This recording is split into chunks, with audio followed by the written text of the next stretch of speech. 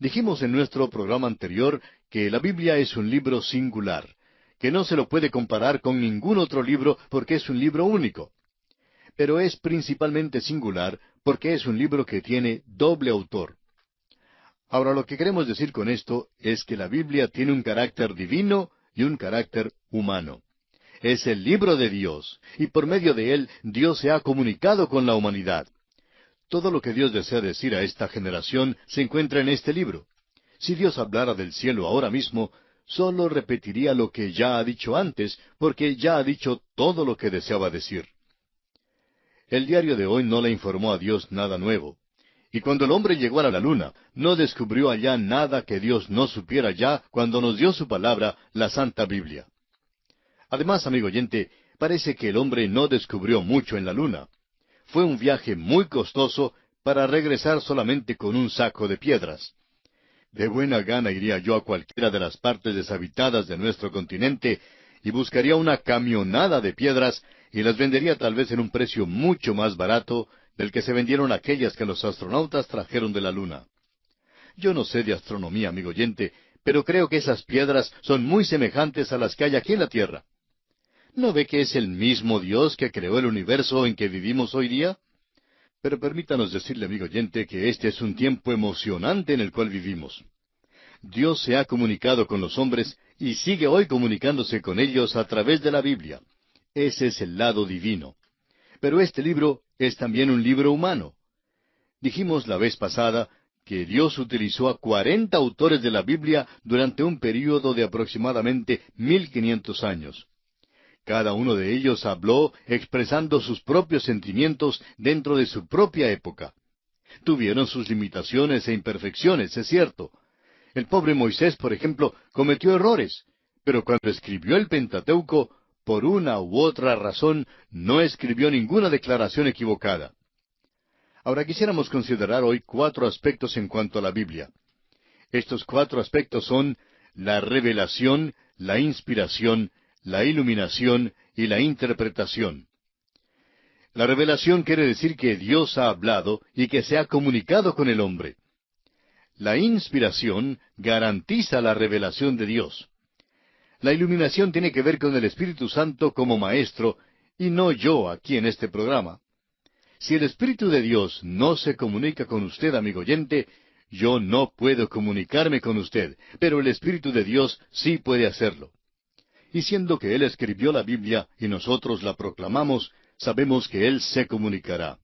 Esta es la maravilla y la gloria de todo esto, amigo oyente. Ahora, el cuarto aspecto que vamos a considerar es la interpretación. Y aquí es donde casi todos nos jalamos el cabello los unos a los otros. El problema no es que la Biblia enseñe muchísimas cosas, sino que hay muchas personas que interpretan la Biblia. Lamentablemente, no todos la interpretan de la manera en que lo hacemos nosotros. Ojalá lo hicieran, pero como no lo hacen, tendremos que tener paciencia con ellos y soportarlos. Pero cuando todos lleguemos a la presencia de Dios, entonces, amigo oyente, estaremos en perfecto acuerdo. El apóstol Pablo en su primera carta a los Corintios, capítulo 13, versículo 12, nos dice, «Ahora vemos por espejo, oscuramente, mas entonces veremos cara a cara. Yo estaré cambiado, y usted también, amigo oyente, y todos tendremos razón». Alguien ha dicho que siempre hay 3 puntos de vista: el suyo, el mío y el correcto. Ahora tenemos el suyo y el mío, pero algún día, amigo oyente, vamos a tener el punto de vista correcto. Vamos ahora a estudiar cada uno de los aspectos que hemos mencionado. En primer lugar, tenemos la revelación. Permítanos decir una vez más que la revelación quiere decir que Dios ha hablado. La expresión «así ha dicho Jehová» o expresiones similares aparecen más de 2500 veces en la Biblia. El Señor no quiere que entendamos mal lo que Él ha hablado. Esto se ve muy claro al leer el primer capítulo de la Epístola a los Hebreos. El escritor deja muy en claro que Dios ha hablado. Leamos los primeros 2 versículos del capítulo 1 de la Epístola a los Hebreos. Dios, habiendo hablado muchas veces y de muchas maneras en otro tiempo a los padres por los profetas, en estos postreros días nos ha hablado por el Hijo, a quien constituyó heredero de todo y por quien asimismo hizo el universo. Ahora aquí tenemos primero que todo revelación. Donde quiera que se encuentren dos personas dotadas de un grado razonable de inteligencia, que alberguen los mismos sentimientos y deseos y que más o menos se atraigan mutuamente, se notará que existe una comunicación entre ellos. Personas de tendencias similares, aun estando separadas el uno del otro, se gozan al ponerse en contacto y se regocijan al recibir comunicación el uno del otro. Esta característica innata del corazón humano explica la existencia del servicio de correos, del teléfono y del correo electrónico. Los amigos se escriben entre sí. El esposo que está fuera del hogar le escribe a su esposa, y el hijo o la hija que está en la universidad escribe a sus padres pidiéndoles dinero. También se envía la epístola perfumada de una novia al novio, y él responde a su vez con la epístola suya. En cuanto a esto, recuerdo que cuando estaba de novio con quien hoy es mi esposa, ella tuvo que ausentarse por algunos días de la ciudad, y consecuentemente procedimos a comunicarnos por correspondencia. Le escribía casi a diario. Desafortunadamente las cartas no llegaron hasta ella con la frecuencia y la rapidez que yo deseaba. Y ella estaba ansiosa de recibir cartas mías, y yo por mi parte estaba también ansioso de recibir carta de ella. Bueno, al fin pudimos recibir cada uno nuestras cartas, todas de una sola vez. Bueno, todo esto se llama comunicación, amigo oyente. Es la expresión del corazón. Las Escrituras dicen, un abismo llama a otro. En la historia de Elena Keller, se cuenta cómo ella fue excluida del mundo por ser ciega y sorda, sin manera alguna de comunicarse. Pero luego se le abrió una vía de comunicación y ella pudo comunicarse, probablemente de una manera mejor que muchos de nosotros que gozamos de las capacidades de ver y oír. Ahora, en base a todo esto, quisiéramos hacerle una pregunta que creemos es razonable y ciertamente inteligente. ¿No es razonable concluir que Dios se está comunicando con sus criaturas, a quienes Él ha entregado cierto grado de inteligencia, aquellos a quienes Él ha creado a su propia imagen? Permítanos decirle, amigo oyente, que si no tuviéramos una revelación de Dios, creemos que ahora mismo usted y yo podríamos esperar, y Él nos hablaría por el mero hecho, amigo oyente, de que podríamos esperar que Dios nos hable. Ahora Dios se ha comunicado por otros medios, además de las Escrituras. Note usted que el escritor a los Hebreos dice que Dios en el Antiguo Testamento habló por medio de los profetas, y que ahora ha hablado por medio de Cristo. Tanto la revelación a los profetas en el Antiguo Testamento como la revelación de Cristo en el Nuevo Testamento están contenidas en la palabra de Dios, por supuesto. Y esa es la única manera en que jamás pudiéramos saber acerca de la una o de la otra. Pero Dios también se ha comunicado por medio de la creación. El apóstol Pablo en su epístola a los Romanos capítulo 1 versículo 20 dice, «Las cosas invisibles de Él, su eterno poder y deidad, se hacen claramente visibles desde la creación del mundo, siendo entendidas por medio de las cosas hechas».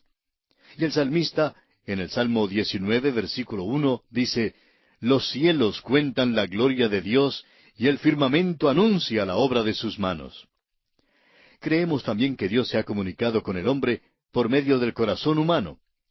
No queremos decir con esto que sea por medio de visiones o cosas por el estilo, pero creemos que hoy en día Dios se ha comunicado a través de las experiencias por las cuales usted y yo hemos atravesado.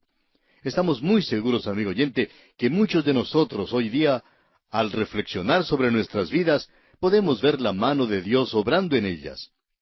En primer lugar, lo que nos interesa aquí es que Dios se ha comunicado con nosotros a través de la Biblia, y que esa es su revelación. Este volumen contiene 66 libros.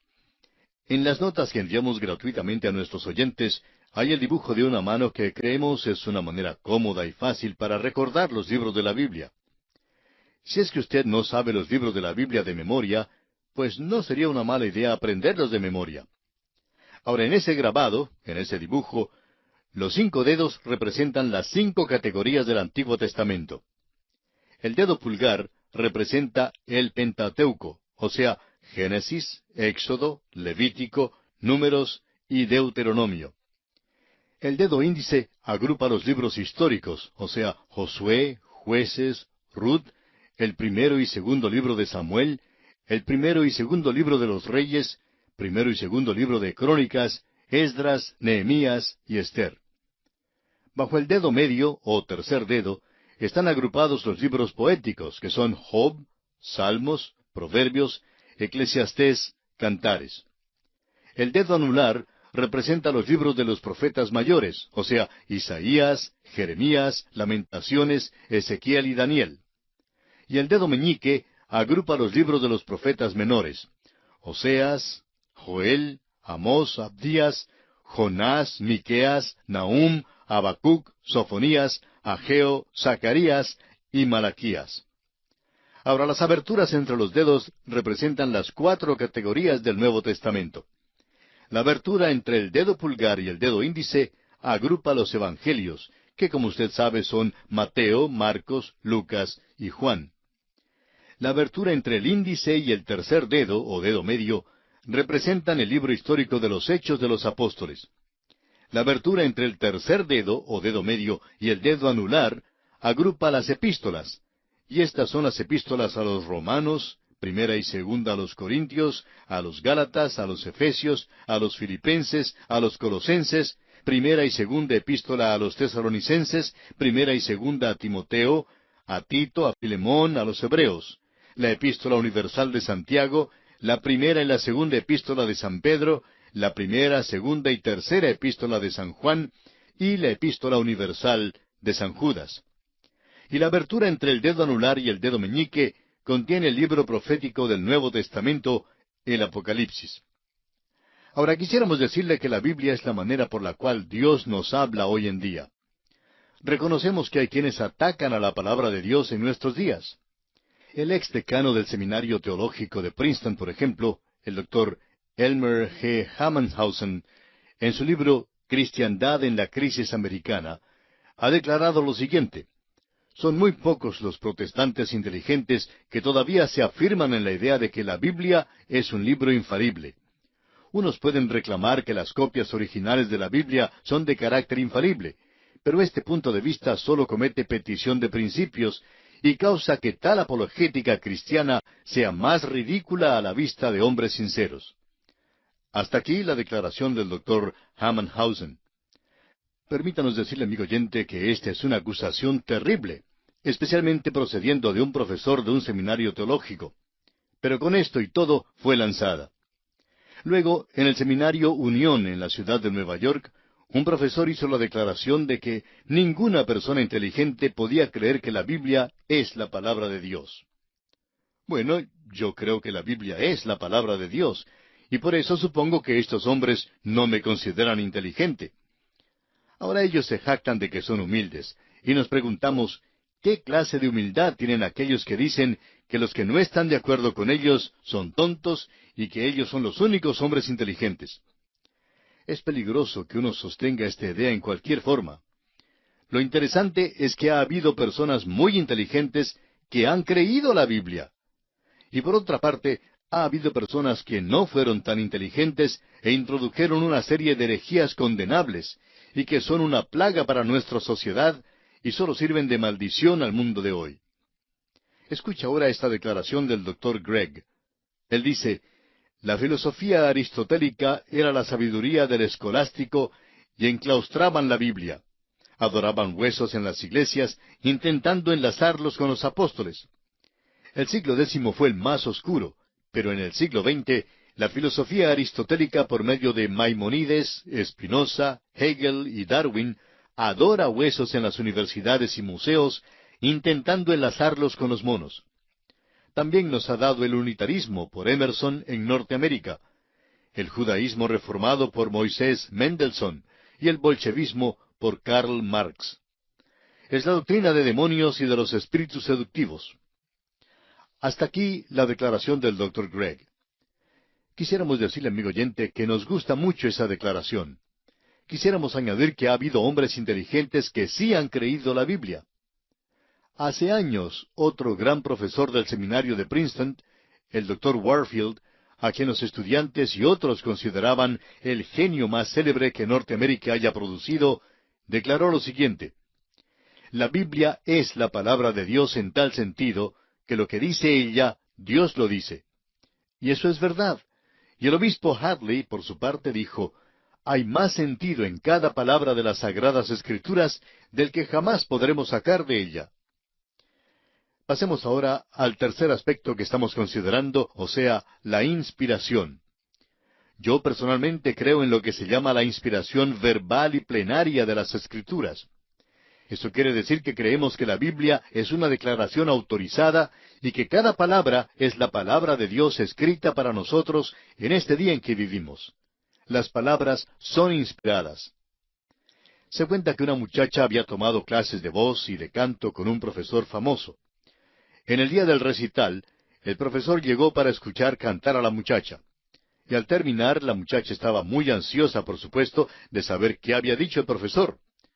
Como él no se había acercado a felicitarla, entonces ella le preguntó a una amiga qué había dicho su profesor. La amiga le contestó, el profesor dijo que cuando tú cantabas, le sonaba como algo celestial. La muchacha no pudo creer que el profesor hubiera dicho eso, y le preguntó de nuevo a la amiga, ¿es verdad que le sonaba así como algo celestial? La amiga respondió que sí, pero la muchacha persistía, quiero saber exactamente lo que dijo el profesor. ¿Qué dijo en realidad? La amiga entonces le contestó, bueno, si quieres saber en verdad las palabras exactas, él dijo que era un sonido ultraterrestre. Amigo oyente, un sonido ultraterrestre no quiere decir que suena como algo celestial. Créanos, amigo oyente, las mismas palabras de las Escrituras son inspiradas, y hay que reconocerlo, hay que aceptarlo, hay que tenerlo presente en nuestros días. Ahora, la inspiración garantiza la revelación de Dios. Y eso es precisamente lo que dice este libro. Dos hombres, Pablo, escribiendo su última epístola a Timoteo, y Pedro, escribiendo su última carta, ambos tenían algo muy definido que decir en cuanto a la Biblia. El apóstol Pablo en la segunda epístola a Timoteo, capítulo 3, versículos 16 y 17, dice, Toda la Escritura es inspirada por Dios y útil para enseñar, para redarguir, para corregir, para instruir en justicia, a fin de que el hombre de Dios sea perfecto, enteramente preparado para toda buena obra. Ahora fíjese que dice que toda la Escritura es dada por inspiración. La palabra inspiración significa expirada por Dios, es decir, respirada, dada, entregada por Dios. Dios hablaba por medio de esos hombres, así como aquí habló por medio de Pablo, exactamente lo que él quería decir. Y no hay nada más que añadir. Ahora el apóstol Pedro lo expresa de esta manera en su segunda epístola, capítulo 1, versículo 21. Porque nunca la profecía fue traída por voluntad humana, sino que los santos hombres de Dios hablaron siendo inspirados por el Espíritu Santo. Es muy importante ver que estos hombres fueron movidos, fueron, por así decirlo, llevados por el Espíritu de Dios. Fue el obispo Westcott quien dijo, los pensamientos están unidos a las palabras tan fuertemente como el alma está unida al cuerpo. Y el doctor Kuyper dijo, puede existir la música sin notas o las matemáticas sin números, tan fácilmente como pueden existir los pensamientos sin palabras. Amigo oyente, no son los pensamientos los que son inspirados, sino las palabras las que son inspiradas. Créame que son las palabras de la Escritura las que son inspiradas y no solamente los pensamientos. Por ejemplo, Satanás no fue inspirado a decir una mentira, pero la Biblia indica que mintió. Son las palabras las que son inspiradas. Y el Señor Jesús dijo, escrito está, citando la palabra de Dios del Antiguo Testamento. Aquellos hombres que escribían el Antiguo Testamento estaban proclamando lo que Dios tenía que decir. Es un libro perfectamente humano, pero es un libro absolutamente divino. No es más humano por ser un libro divino, y no es menos divino por ser un libro humano. Dios usaba a estos escritores humanos. Dios usaba a estos escritores humanos. Cuando Dios usaba a estos escritores, no destruyó el libre albedrío de ellos, ni su expresión, ni su estilo. No eran ellos una pluma fuente que Dios cogió para escribir con ellas. Ellos expresan sus pensamientos. Sin embargo, los evangelios y la palabra de Dios presentan lo que es la palabra de Dios. Podemos decir que sólo el Espíritu de Dios puede enseñarnos la palabra de Dios hoy. Eso es lo que quería decir el obispo Hadley cuando declaró, Hay más sentido en cada palabra de la Sagrada Escritura del que jamás podremos sacar de ella. Y fue el doctor Robinson, un pastor en Leyton, que recordó a los peregrinos cuando salieron de Holanda: el Señor todavía tiene más verdad para revelarles de su palabra. Lutero y Calvino eran grandes luminares brillantes en su época, y todavía no penetraron todo el consejo de Dios. Estén listos a recibir cualquier verdad que se dé a conocer de la palabra escrita de Dios. Eso, amigo oyente, es lo que nos mueve a recorrer las páginas de la Biblia. Cada vez que leemos un pasaje, aunque ya lo hayamos leído, algo nuevo brota de la página porque el Espíritu Santo es nuestro Maestro. Es un deleite maravilloso escuchar aquel silbo apacible y delicado de la palabra de Dios y dejar que el Espíritu nos hable a través de las páginas de la Escritura. Él quiere hablarnos. Esto nos presenta algo en cuanto a la base del libro que vamos a hojear juntos. Permítanos darle esta definición de la Biblia escrita por un autor desconocido. La Biblia contiene el pensamiento de Dios, el estado del hombre, el camino de la salvación, la condenación de los pecadores y la felicidad de los creyentes. Sus doctrinas son santas, sus preceptos son justos, sus relatos son verdaderos, y sus decisiones son inmutables. Léala para ser sabio, créala para ser salvo, y practíquela para ser santo. Contiene luz para dirigir, alimento para sustentar y consuelo para alegrar. Es el mapa del viajero, el cayado del peregrino, la brújula del piloto, la espada del soldado y la cartilla del cristiano. En ella el paraíso se restaura, el cielo se abre y las puertas del infierno se ponen al descubierto. Cristo es su gran tema, nuestro bien su designio y la gloria de Dios su fin. Léala lentamente, frecuentemente y en oración. Es una mina de riqueza, un paraíso de gloria y un río de placer. Involucra la más grande responsabilidad, recompensa la obra más grande y condena a los que toman en poco su contenido.